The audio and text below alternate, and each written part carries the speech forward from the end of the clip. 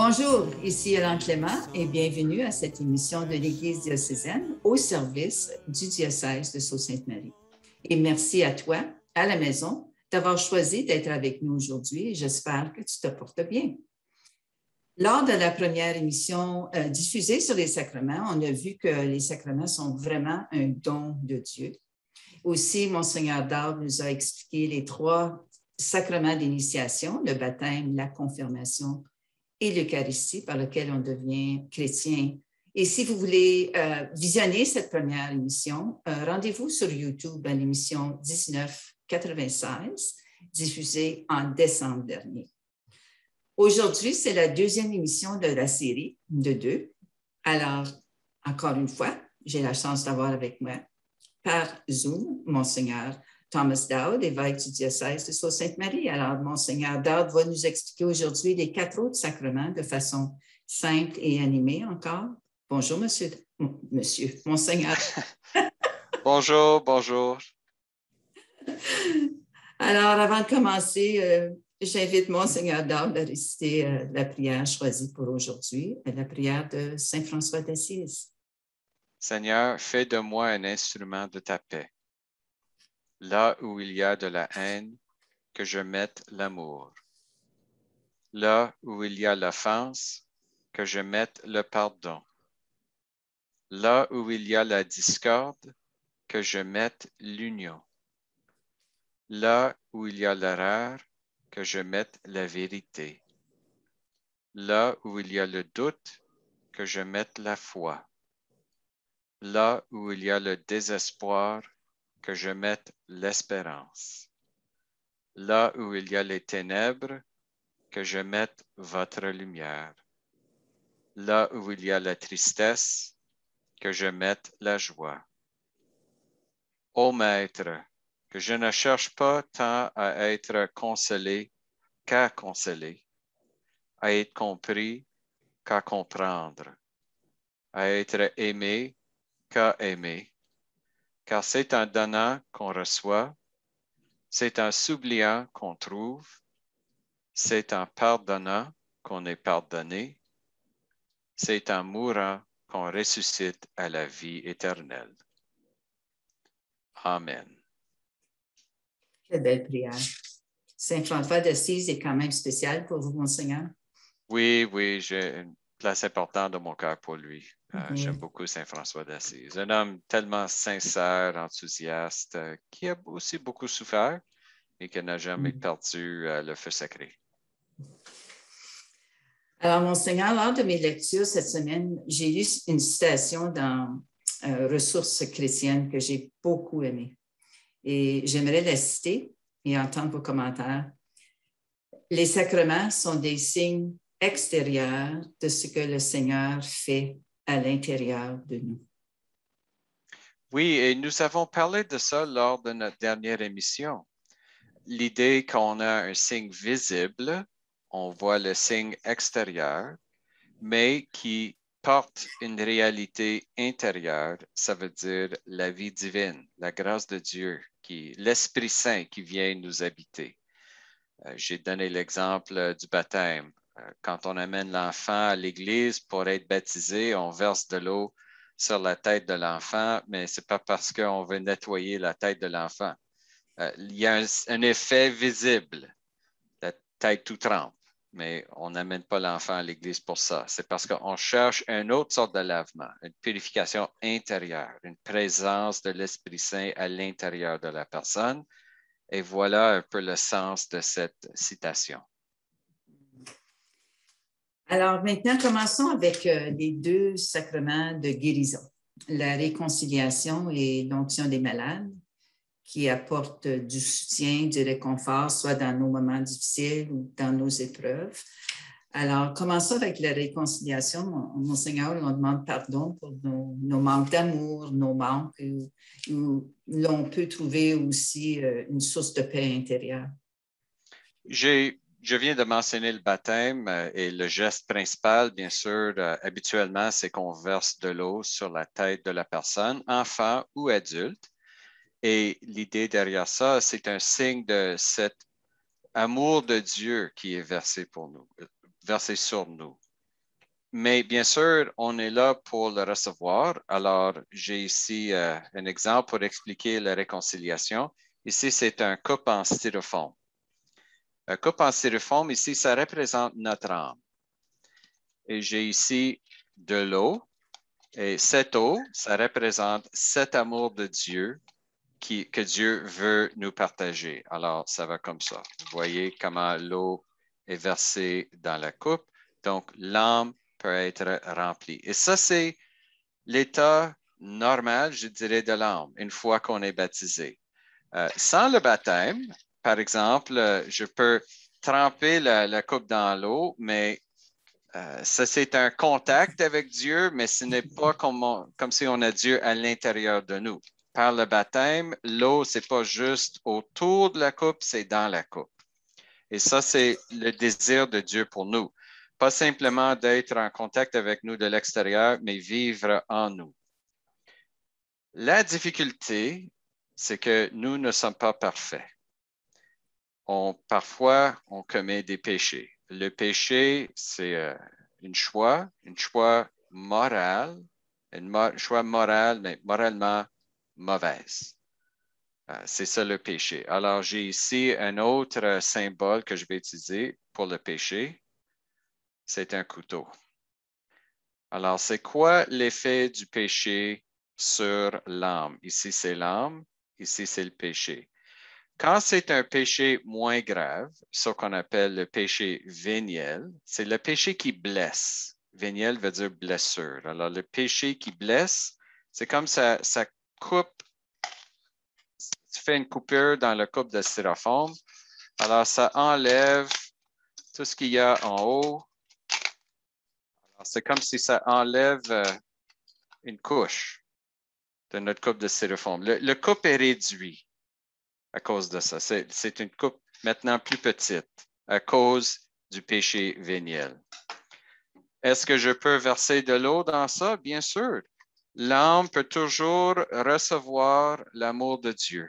L'amour est toujours versé et l'âme peut le recevoir, mais malheureusement, à cause de ses péchés, c'est réduit.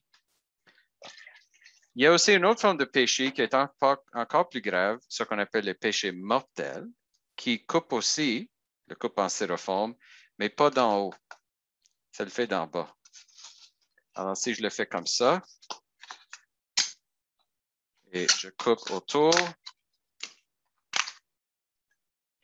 vous voyez la différence. Maintenant, si je prends de l'eau et je le verse dans le coupe, que je ne vais pas le faire, mais si je le faisais, on voit que c'est beaucoup plus grave. C'est pourquoi il y a deux types de péchés. Le péché mortel, c'est le péché qui tue. Ça tue la possibilité de recevoir la grâce de Dieu. Vous voyez la difficulté. Par le baptême, Dieu veut vivre dans l'âme de la personne, mais il faut que l'âme soit guérie.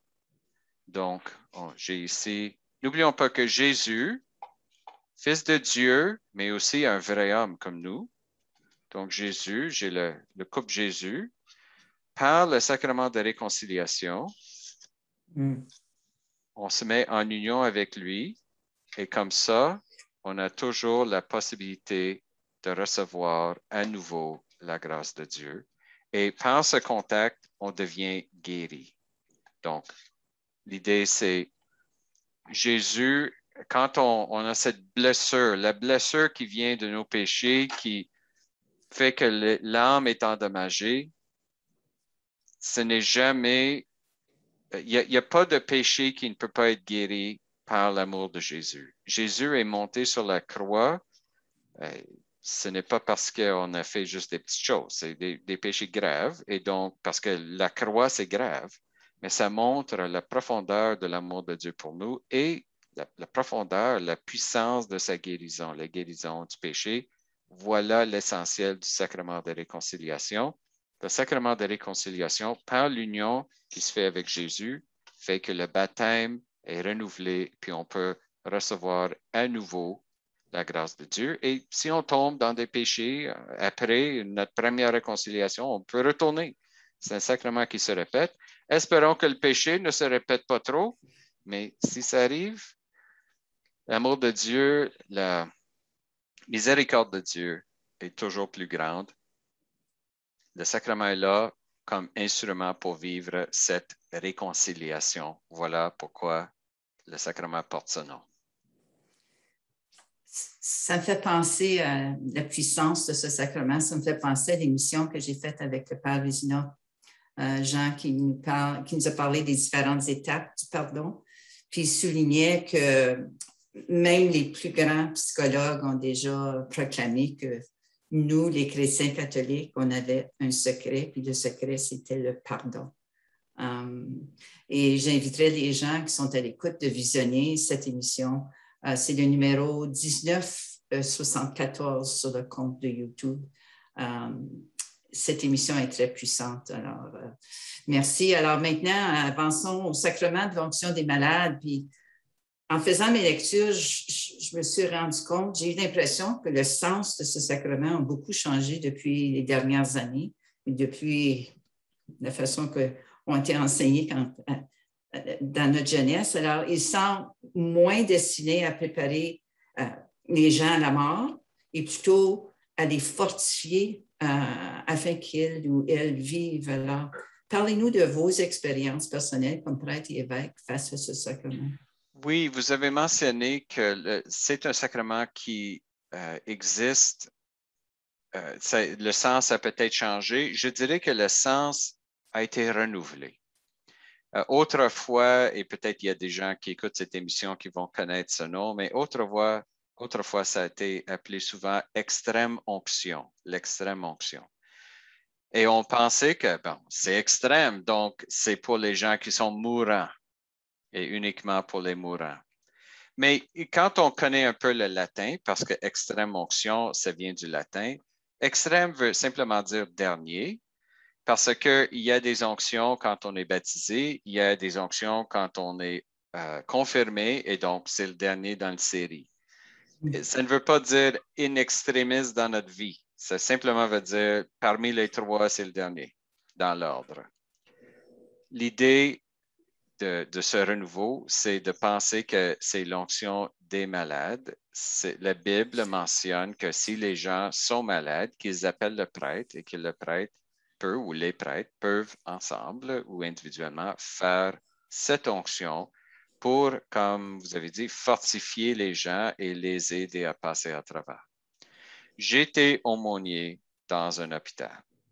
J'ai fait beaucoup d'onctions de malades, comme vous pouvez imaginer, et je suis toujours émerveillé par l'effet et la puissance de ce sacrement. Honnêtement, j'ai vu des vrais miracles avec ce sacrement. Il faut comprendre que le sacrement est là pour nous aider, pour nous apporter une guérison, mais pas nécessairement un remède. Alors, il faut distinguer entre les deux. Par ce sacrement, c'est l'idée de dire, Seigneur, je suis malade, j'ai peur, ou peut-être j'ai moins peur, mais quand même, Seigneur, je te donne ma vie. Et le Seigneur dit en échange, très bien, je te donne ma vie. C'est comme s'il y a un échange de principes, d'éléments, force vitale entre Dieu et la personne malade. La personne malade donne sa vie, ça veut dire son corps, son âme, tout, et le Seigneur lui redonne sa vie ou partage sa vie avec l'autre. Alors, qu'est-ce qu'on peut voir avec ça? Parfois, on voit simplement un paix intérieur. Il n'y a pas de sacrement qui peut nous aider à éviter la mort à tout jamais. Ça n'existe pas. Alors, parfois, c'est notre temps.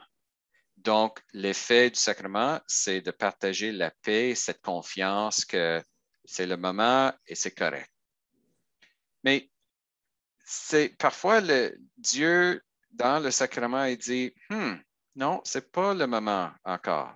Il y a quelque chose à faire avant.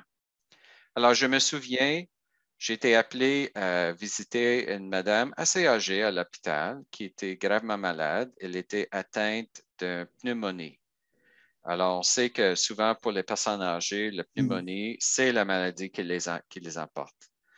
Et sa fille avait appelé pour le prêtre. Quand je suis arrivé, c'était un samedi soir.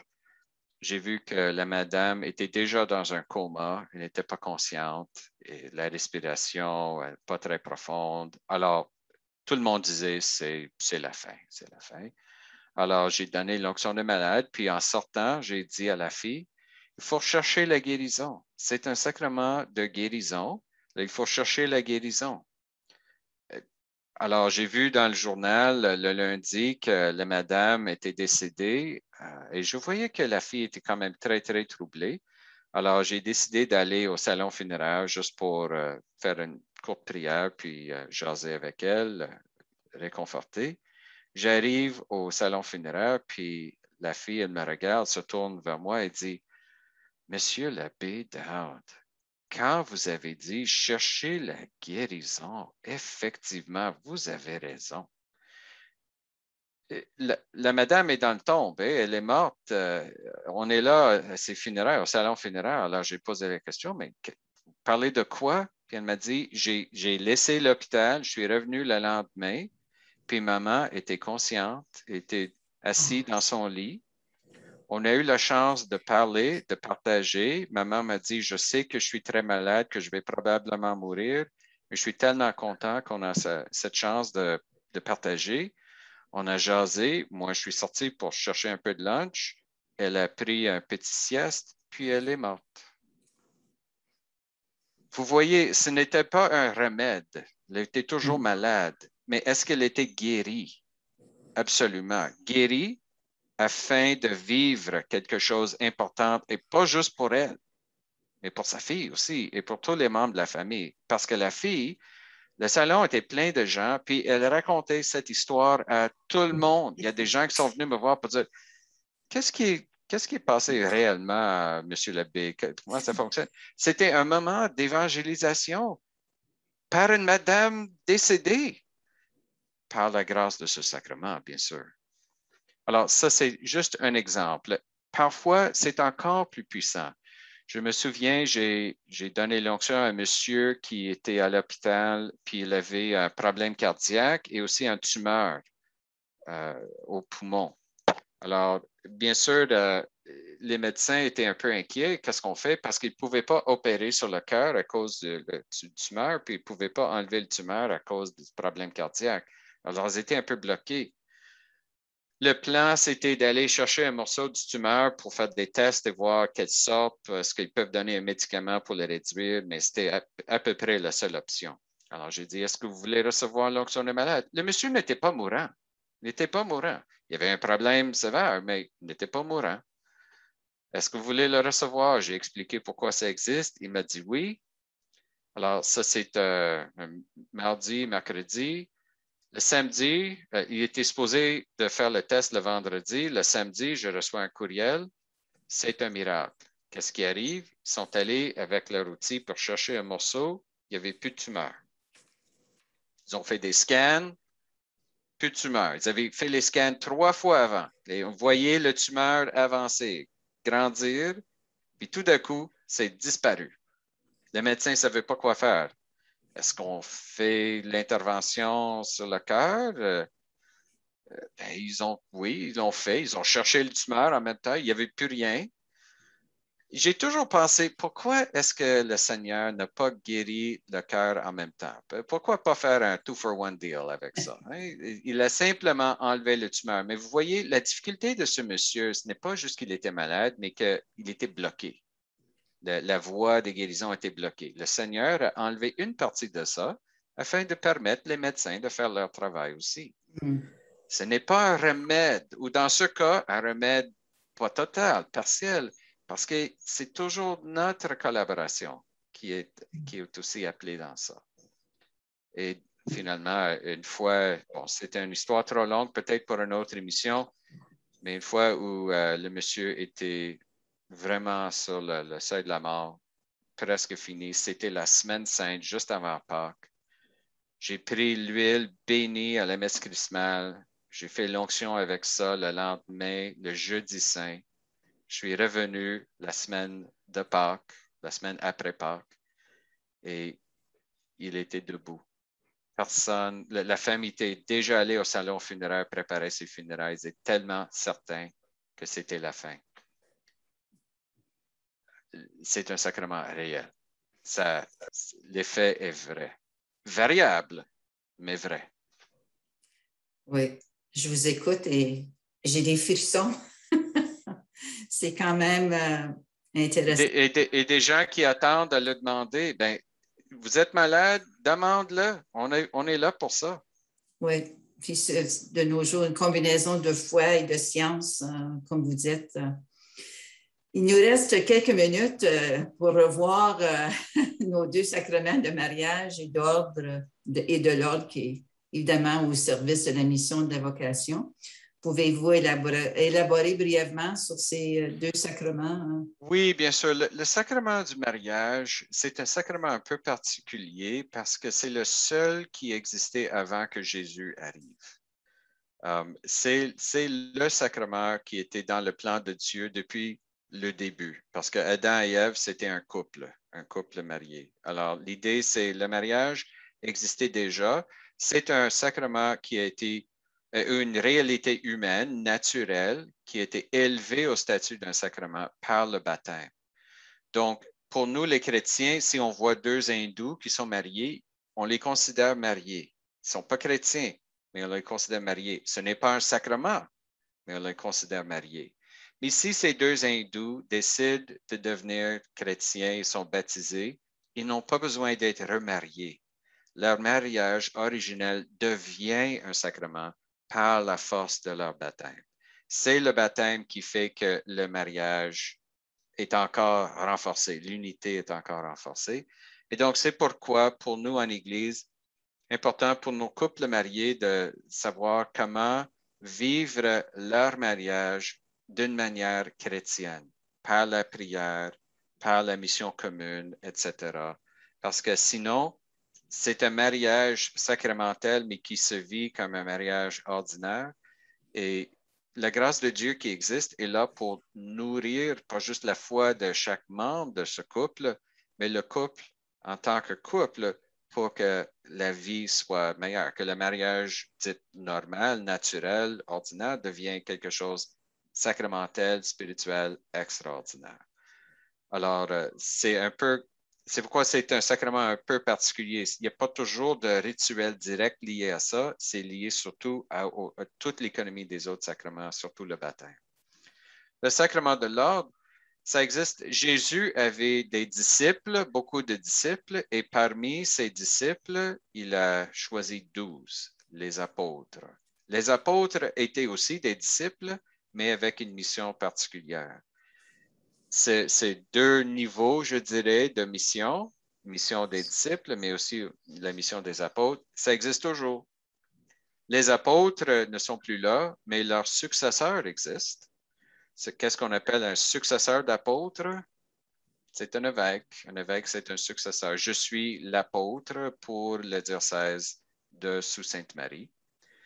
Et donc, le sacrement de l'ordre existe pour continuer cette mission des apôtres dans l'Église d'aujourd'hui.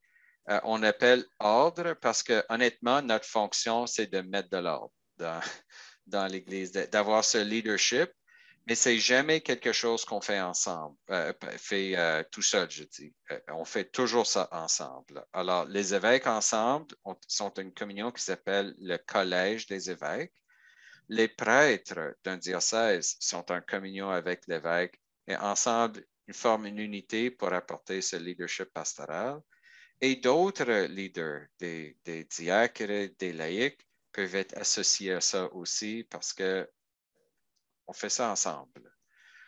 Le sacrement existe pour préserver ce principe de la mission des apôtres dans l'Église et pour garder l'unité dans l'Église et le bon ordre dans l'Église, parce qu'on sait que le diable, il ronge toujours et puis essaie de nous tromper, mais on est là pour aider, mais pour faire ça ensemble, c'est avec un esprit de service. Vous avez parlé de symboles. Alors, chaque sacrement a quand même trois dimensions. quelque chose qu'on voit, quelque chose qu'on entend, puis le symbole dont vous parliez. Alors, chacun des sacrements a ces trois dimensions-là, que d'après vos explications, c'est quand même très clair. Il y a ce qu'on appelle l'élément matériel. Alors, par exemple, pour le baptême, c'est l'eau. C'est ça. Il y a le geste. On verse l'eau sur la tête, pas sur les pieds. Alors, il y a le geste. Il y a aussi les paroles qui donnent sens à ce geste. Donc, on voit ces trois choses. Mais il y a quand même un quatrième aussi. C'est l'intention. Il faut avoir l'intention de le faire. C'est pourquoi on n'aurait jamais des robots pour faire des sacrements. Parce que c'est par cette intention que tous ces éléments sont unifiés et que l'intention du prêtre, par exemple, s'unit à l'intention de la personne qui reçoit et de tous les gens qui regardent le sacrement ensemble. Alors, chaque sacrement, dans certains, c'est un peu moins évident avec l'eau. Ben, baptême, c'est l'eau, c'est plus évident, mais on a toujours ces éléments dans chaque sacrement. Alors, encore une fois, Monseigneur, merci beaucoup pour vos explications très claires et je suis certaine que les gens à la maison vont beaucoup apprécier vos props. Merci beaucoup. Et toi à la maison, merci de nous avoir écoutés encore une fois, d'avoir choisi de partager cette demi-heure avec nous aujourd'hui. Et comme encore une fois, notre ami, le Père JP, nous dit bien, si vous avez aimé cette émission, dites-le à vos amis et à votre famille. Si vous n'avez pas aimé cette émission, dites-le au bon Dieu. Alors, Yolande Clément pour l'Église diocésaine, au service du diocèse de Sault-Sainte-Marie. À la prochaine. Mais pour cela, ne faut-il pas tant de fois apprendre encore à être vrai, apprendre à se connaître, être avant de paraître.